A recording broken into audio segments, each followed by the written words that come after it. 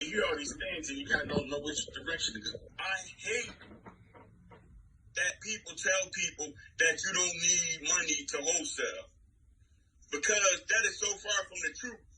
How are you going to get your deal? You need marketing money. Do you not? Right. What about that deposit money? What I'm saying?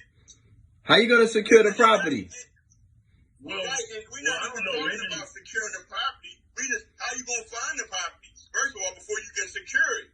But a lot of times you can get around securing it because you just have your cash buyer put up that earnest money deposit. But you got to find the property. You're going to spend money finding the property. If it's just you driving around, driving for dollars, that's gas, right? If you got to send letters or mailers, that take money to do that last time I checked.